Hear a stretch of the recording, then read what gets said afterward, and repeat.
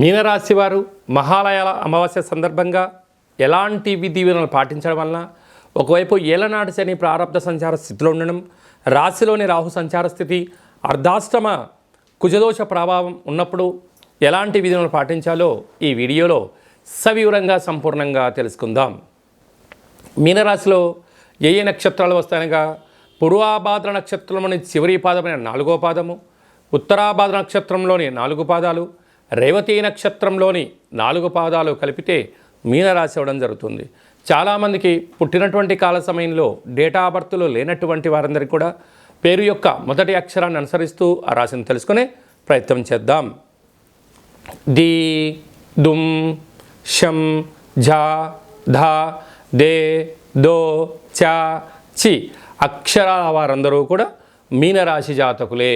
మీనరాశి యొక్క అధిపతి దేవగురు బృహస్పతి కనుక మీనరాశి వారు గతించినటువంటి పెద్దవారందరికీ కూడా మీ యొక్క సాంప్రదాయాలకు అనుకూలంగా కార్యక్రమాలు ఆచరింపచేసుకొని నల్లటి నూలు దర్భను వదిలేసి శనగపప్పుతో కూడుకున్న పదార్థాన్ని అంటే భక్ష్యాలు కానీ, పులిహోర లాంటివి కానీ, చక్కెర పొంగల్ లాంటివి కానీ యథాశక్తిగా చేసి బ్రాహ్మణుడికి దానం ఇవ్వడం, అలాగనే గోమాతకు శనగపప్పుతో కూడుకున్న ఆహారం ఏర్పాటు చేయడం, ప్రవహించే నీటిలో ఈ శనగపప్పును వేయడం, పక్షులకు దానం చేయడం వలన, శునక మహారాజులు స్వీకరించడం వలన, కాకిరాజవారు స్వీకరించడం వలన, వారి యొక్క ఆత్మ రూపంలో స్వీకరించడం వలన గ్రహదోషాలు తొలగిపోయి గతించిన వారి యొక్క ఆత్మ తృప్తి చెంది వంశాభివృద్ధి కలగడం, ధనకనక వస్తు వాహనాలు మీ సొంతమవడం, ఏ పనులైతే చేయాలనుకుంటున్నామో వాటన్నిటిలో ఉన్న పనులు ఆటంకాలు వాటంతటికి అవే తొలగిపోయి అద్భుతమైన జీవితం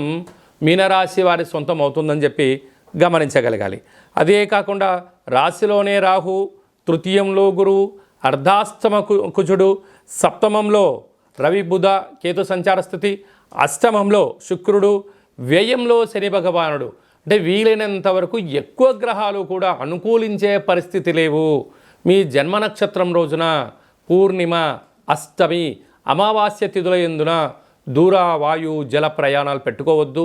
వీలైనంత వరకు గొడవలకు దూరంగా ఉండండి, మౌనంగా ఉండే ప్రయత్నం చేయండి. ఏదైనా ఒక పని చేసేటప్పుడు ఎంతవరకు దీని యొక్క ప్రయాణం అవుతుంది, సుదీర్ఘమైన ప్రయాణాలకు దీర్ఘకాలిక ప్రణాళికలతో మీరు ముందుకు వెళ్ళగలిగితే తాత్కాలికమైనటువంటి ఏదైతే ఇబ్బందులు ఉన్నాయో వాటిని అధిగమించే పరిస్థితి చాలా అధికంగా ఉంటుంది. లేదు తాత్కాలికమైనటువంటి వాటికి అలవాటు పడ్డారా జీవితం అంతా అతుకుల బొంతే అని చెప్పి గమనించగలగాలి.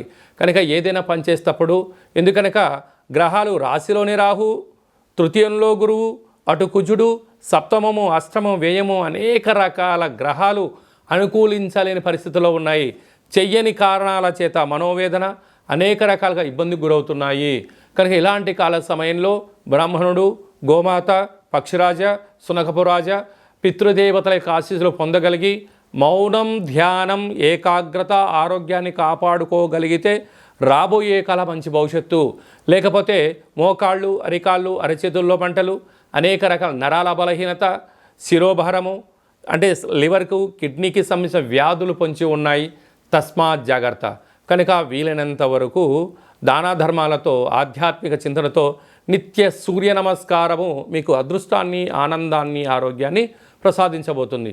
కనుక సాఫ్ట్వేర్ ఉద్యోగస్తులు, హార్డ్వేర్ ఉద్యోగస్తులు, సినిమా రంగంలో ఉండబడిన వారు, యూట్యూబ్, వాట్సాప్, ఫేస్బుక్లో క్రియేటివిటీ రంగాలుగా ఉండబడిన వారు, సేవా రంగాలు, హోటల్ వ్యాపారస్తులకి మంచి కాలం ఉంది. కాకపోతే శుచి, శుభ్రత, సమయం, నిబద్ధత ఉండబడిన వారు మాత్రమే మీనరాశి వారు సొంతం అవుతారు అని చెప్పి గమనించాలి.